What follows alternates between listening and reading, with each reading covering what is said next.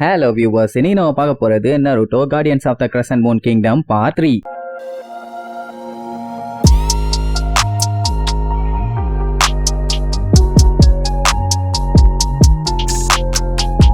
Open பண்ணா போன பாட்டுல நருட்டோ ஹிக்கருவை புடிச்சு திட்டிட்டு போனான்ல, அதான் அந்த ஜூ அனிமல்ஸ் எல்லாம் தூக்கி கடல்ல போட சொன்னானே, அதுக்கு மொத்தத்துல அவன ஒரு வேஸ்ட் ஃப்ளோன்னு சொல்லிட்டு போயிட்டான். அதான் அவனுக்கு ரொம்ப சோகமாயிரும். உடனே அப்படியே கொஞ்ச நேரம் உட்காந்து அங்கேயே ஃபீல் பண்ணுவான். அதுக்கப்புறம் சடனா நான் ஒண்ணு குப்பை இல்ல அப்படின்னு சொல்லிட்டு வேகமா வெளியில வருவான். வந்து பார்த்தா கப்பல் அடிக்கிற அலையில கண்ணா பின்னான்னு ஆடிட்டு இருக்குது. கப்பல்ல இருக்கவங்க எல்லாம் முடிஞ்ச அளவுக்கு அங்க இருக்க பொருள் எல்லாத்தையுமே சேஃப்டி பண்ணிட்டு இருப்பாங்க. அது மட்டும் இல்லாம சர்க்கஸ் அனிமல்ஸ் எல்லாம் நிறைய இருக்குது இல்ல, அதுங்க எல்லாத்தையுமே கூண்டு விட்டு வெளியே கொண்டு வந்து கொஞ்சம் சேஃப்டி பண்ணிட்டு தான் இருப்பாங்க. ஏன்னா உள்ள தண்ணி நிறைய ஆகி கூண்டுக்குள்ள சிக்கி அதுங்க செத்து போச்சுன்னா அவன் தானே, அதனால இந்த வேலையை பார்த்துட்டு இருப்பாங்க. மழையும் காத்தும் வேற ஓவரா இருக்குது. ஹிக்கருவால ஒழுங்கா நிக்க கூட முடியல. அதனால அங்கன்னு புடிச்சு போய் ஒரு யானையோட தந்தத்தை பிடிச்சு நின்னுட்டு இருப்பானா. அந்த டைம் அந்த குரங்கு கீக்கி இருக்குல்ல, அது வந்து அவன் காலை பிடிச்சிட்டு நிக்கும். ஆப்பிள்லாம் கொடுத்து அவனை பத்திரமா பாத்துக்கிட்ட உடனே அவன் மேல நல்ல நம்பிக்கை வந்துருச்சு போல. அலை அதிகமாகி கடல் தண்ணி எல்லாம் கண்ட மெனிகை கப்பலுக்குள்ள வருது. அந்த சர்க்கஸோட ஓனர்லாம் இது வேலைக்காகன்னு சொல்லிட்டு அங்க இருந்து குடுகுடுன்னு ஓடிடுவான். அந்த டைம் அந்த டைகர் வெளியே வர முடியாம அப்படியே படாத பாடுபட்டு இருக்கும். ஆக்சுவலா அந்த சர்க்கஸ் ஓனர் இதுக்கு முன்னாடி அந்த கூண்டை திறக்க போய்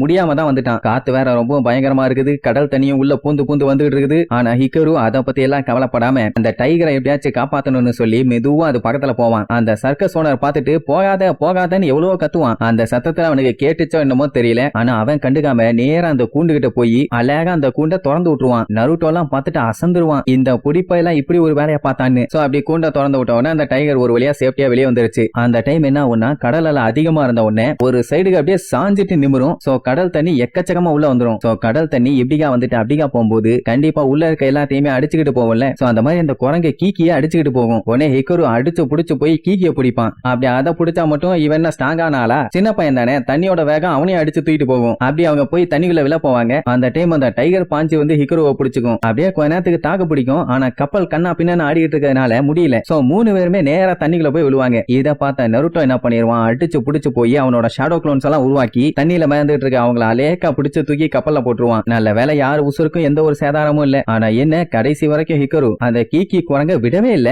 நல்லா ஸ்ட்ராங்கா பிடிச்சுக்கிட்டான். பாவம் பையன் ரொம்ப எஃபர்ட் போட்டதுனால சுத்தமா எனர்ஜி இல்லாம அப்படியே மயங்கிடுவான். அப்படியே அங்க கட் பண்ணி அடுத்த நாள் காட்டுறாங்க. கர்ண கொடூரமா கண்ணா பின்னு கொந்தளிச்சிட்டு இருந்த கடலு இப்ப அமைதி பூங்காவனமா இருக்குது. அதுல நிம்மதியா போயிட்டு இருப்பாங்க. நைட்டு நடந்த கூத்துல அனிமல்ஸ்களுக்கு ஏதாச்சும் பஞ்சாயத்தாச்சான்னு சொல்லி செக் பண்ணி பாத்துட்டு இருப்பாங்களா. நல்ல வேலை எந்த அனிமலும் கடல்ல அடிச்சுட்டு போல, அதுங்களுக்கு அந்த அளவுக்கு அடியும் படல. நம்ம ஹிக்கரு காலங்காத்தால எந்திரிச்சு அவங்க அப்பா கூட வருவான். அந்த கீக்கி உடனே பாஞ்சு வந்து அவனை கட்டி பிடிச்சுக்கும். சரி அது மட்டும் தான் வருதான்னு பார்த்தா அந்த டைகர் அப்படியே அவனை வந்து சுத்து போடும். சுத்தி இருக்க எல்லாத்துக்குமே பீதி. ஆஹா, இப்படி எல்லாம் அது யாரையுமே ரவுண்டு கட்டாதே, மனுஷங்களை கண்டாலே பாஞ்சு கடிச்சு கொதறிடும். இவனை வேற தனியா ரவுண்டு கட்டுதே என்ன அவனு பயத்துல லுக்கு விட்டு இருப்பாங்க. கீக்கி உடனே கைய வச்சு தடவி கொடுக்க சொல்லுமா. உடனே அவன் தடவி கொடுப்பான். அதுவும் கண்ண முடிட்டு அது பாட்டுக்கு நின்னுக்கும். பயலுக்கு சந்தோஷம் தாங்க முடியல. மொத்தத்துல அந்த சாமு டைகர் ஹிக்கரு கூட நல்லா ஃப்ரெண்ட் ஆயிருச்சு. இது அந்த சர்க்கஸ் ஓனராலேயே நம்ப முடியல. அதுக்கப்புறம் நருட்டோ ரொம்ப ஃபீல் பண்ணி நேரா ஹிக்கரு கிட்ட போய் மன்னிப்பு கேட்பான். எதுக்குன்னு அவனை மண்டையில அடிச்சான்ல அதுக்கும், அது மட்டும் இல்லாம நேத்து திட்டிட்டு வேற போனானே அதுக்கும், நீ வேற லெவல்ல மாசுன்னு காமிச்சிட்ட. உன் தைரியத்தை பார்த்தே அந்த டைகர் உன் கூட ஃப்ரெண்ட் ஆயிருச்சு,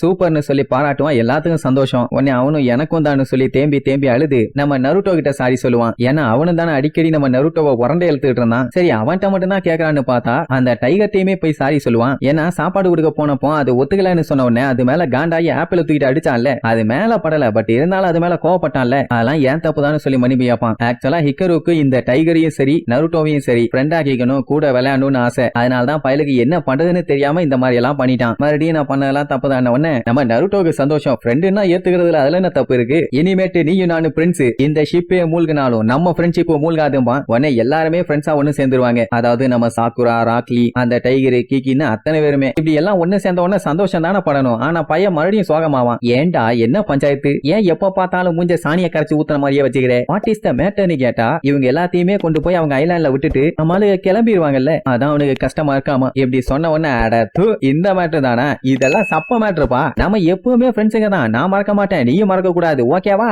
வா பிராமிஸ் பண்ணிக்க ஒண்ணு. எல்லாருமே அவங்களோட கடைசி வேலை கனெக்ட் பண்ணி அவங்களோட நட்பை உறுதி பண்ணிக்குவாங்க. கடைசி மூச்சு வரைக்கும் நம்ம எல்லாம் ஃப்ரெண்டா இருப்போம்னு இப்படி இவங்க சத்தியம் பண்ணிட்டு இருக்கும் போது இடையில அந்த டைகர் வேற வந்து விழுந்து விளையாட்டு பண்ணிட்டு இருக்கும். மொத்தத்துல சம பண்ணு தான், அவனுக்கு எல்லாம் ஆனந்த கண்ணீரா வரும். அப்புறம் என்ன, கப்பல் ஒரு வழியா அவங்க போக வேண்டிய ஐலாண்டுக்கு போய் சேர்ந்து சேர்ந்துரும். அப்புறம் என்ன குதிரை வண்டி எடுத்துக்கிட்டு கிங் பாடி கார்டோட அப்படியே பொறுமையா போவாங்களா. தெருவுல பார்த்தா ஒரு ஈக்காக்கா கூட இல்ல. சொல்ல போனா எல்லாருமே வீட்டுக்குள்ள ஒளிஞ்சிருந்துதான் பாத்துக்கிட்டு இருக்காங்க. தெருவுல பெரிய டிஸ்பிளே எல்லாம் வச்சு கெசினோக்கு வாங்கன்னு விளம்பரம் மட்டும் பண்ணானுங்க. தெருவுல இப்படி இருந்தா யாரு வருவான்னு தெரியல. மிச்சரு பார்த்துட்டு என்ன நடக்குது இங்க, இப்படி எல்லாம் ஸ்ட்ரீட் இருக்கவே செய்யாதே, ரொம்ப கூட்டமா எல்லாம் இருக்கும், ஏதோ சரியில்லையே அப்படி இப்படின்னு ஆச்சரியமா தான் பாத்துட்டு வருவாரு. அப்படின்னா அவருக்குமே தெரியல. நிறைய பேர் பார்த்தாங்க மறைஞ்சு ஓடிட்டு இருப்பாங்க. காக்காஷி எல்லாத்தையுமே நோட் பண்ணிட்டே தான் போவான். அதுக்கப்புறம் அப்படியே பொறுமையா கோட்டைக்கும் போய் சேர்ந்துருவாங்க. என்ன ஒரு மேட்டர்னா, ஒரு கிங் வந்தாங்கன்னா பயங்கரமான ஆரவாரத்தோட எல்லாம் வந்து வெல்கம் பண்ணுவாங்கல்ல, ஒருத்தர் கூட வரல. என்னாச்சுன்னு பாத்துட்டு இருக்கும் போது திடீர்னு உள்ள இருந்து ஒரு விருமாண்டி சந்தனம் வருவான். அவனை பார்த்தவன தான் இவனுக்கே சந்தோஷம். சபடபா எப்படி இருக்கீங்கன்னு. அவன் வேற யாரும் இல்ல, இந்த கிங்டமோட மினிஸ்டர். வந்தவன் நீங்க நிறைய ஐலாண்டு சுத்தி ரொம்ப டயர்டா இருப்பீங்க, போய் ரெஸ்ட் எடுங்கப்பா. ஆனா மிச்சரோ அதெல்லாம் ஓகே,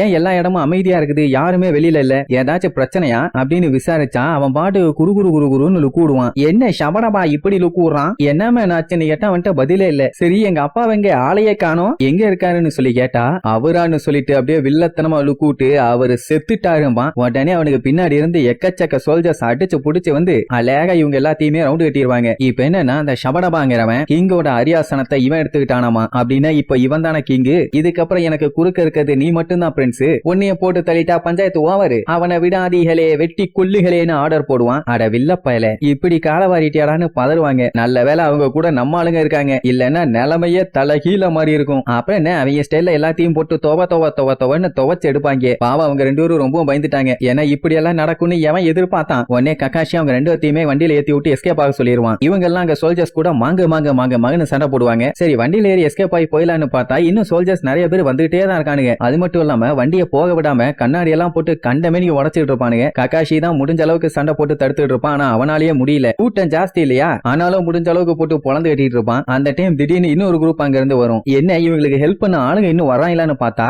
வந்தவன் என்ன பண்ணுவான், அங்க இருக்க சோல்ஜர்ஸ் எல்லாத்தையுமே அட்டாக் பண்ணுவான். அவன் தான் கேப்டன் கொரேஹா. இவன் இப்படி வந்து அட்டாக் பண்றத பார்த்துட்டு எல்லாருமே ஒரு செகண்ட் ஸ்டன் ஆயிருவாங்க. பின்ன இவங்க கூட்டத்தோட கேப்டனே அவன் தான். அவனே வந்து அட்டாக் பண்ணானா ஸ்டாப் பண்ணதானே செய்வாங்க. ஆனா அந்த மீச விருமாண்டி அவன் நம்மளுக்கு துரோகம் பண்றான், அவனை விடாதீக வெட்டி கொல்லுகன்னு ஆர்டர் போடுவானா. யாருக்கிட்ட துரோகம் பண்றான்னு காண்டாயி கத்திட்டு இருக்கும் போதே ஒருத்தன் அட்டாக் பண்ணுவான். நல்ல வேலை பையன் நல்லா ஸ்கில்டான ஆளுங்கிறதுனால வேற லெவல்ல சண்டையை போட்டு தடுத்துருவான். ஒரு காம்ரேடு இன்னொரு காம்ரேடு அட்டாக் பண்ணுவாங்களாடா, லூசு பள்ளிகளா ஏன்டா அப்படி பண்றீங்கன்னு சொல்லி திட்டுவான். ஆனா அப்ப அவனுக்கு கேட்கற மாதிரி இல்ல, திருப்பி அந்த அட்டாக் பண்ணிட்டே இருப்பானுங்க. இடையில கக்காஷி தான் வந்து ஹெல்ப் பண்ணுவான். அவனுக்கு இவன் யாரு இவனுக்கு அவன் யாருன்னு தெரியாதுல, சோ மாத்தி இன்ட்ரோடியூஸ் பண்ணிக்குவாங்க. இந்த மாதிரி நாங்க லீஃப் வில்லேஜ் சேர்ந்தவங்க, கிங்க ப்ரொடெக்ட் பண்ண வந்திருக்கோம்னு சொன்ன உடனே அப்படியா சூப்பரும்பா. இப்ப என்னன்னா ஃபர்ஸ்ட் அவனை பத்திரமா இங்க இருந்து வெளியே கொண்டு போகணும். வண்டியை ஓட்டிட்டு இருந்தவனை மிரட்டி அடிச்சு விட்டதுனால அவன் எஸ்கேப் ஆகி ஓடிட்டான். அதனால அந்த கேப்டன் கொரேஹா தான் வண்டி எடுத்துட்டு வேகமா அங்க இருந்து கிளம்பிடுவான். உடனே கக்காஷி அவன் ஷெரிங்கன் பவர் யூஸ் பண்ணி அழகா அவங்க யாருமே ஃபாலோ பண்ணி வர முடியாத அளவுக்கு அந்த இடத்தை டேமேஜ் பண்ணி விட்டுட்டு அங்க இருந்து அடிச்சு புடிச்சு எஸ்கேப் ஆயிருவாங்க. இப்படி நம்மளுக்கு பண்ணது எல்லாத்தையுமே மேல இருந்து ஒரு 3 பேர் பார்த்துட்டு பரவாயில்லையே நல்லா தான் சண்டை போறாங்கிற மாதிரி சொல்லிட்டு இருப்பானுங்க. அப்படின்னா கேங்கா சேர்ந்து வேலையை பார்த்திருக்காங்க. இங்க இவங்க அடிச்சு புடிச்சு காட்டுக்குள்ள வேகமா போவாங்க. அந்த கொரேகாங்கிறவன் நான் இன்ஃபர்மேஷனை முன்னாடியே உங்களுக்கு சொல்லி இருக்கணும். சரி ஓகே இப்ப எங்க போறோம்னு கேட்டா அவன் மவுண்டனுக்கு கூப்பிட்டு போறானாமா. ஏன்னா அங்கதான் இவங்களோட ஆளுங்க எல்லாருமே இருக்காங்க. அப்படியே அங்க கட் பண்ணி ஊருக்குள்ள காட்டுறாங்க. அந்த சர்க்கஸ் கும்பல் இருக்குல்ல, நடந்த பஞ்சாயத்து எதுவுமே தெரியாம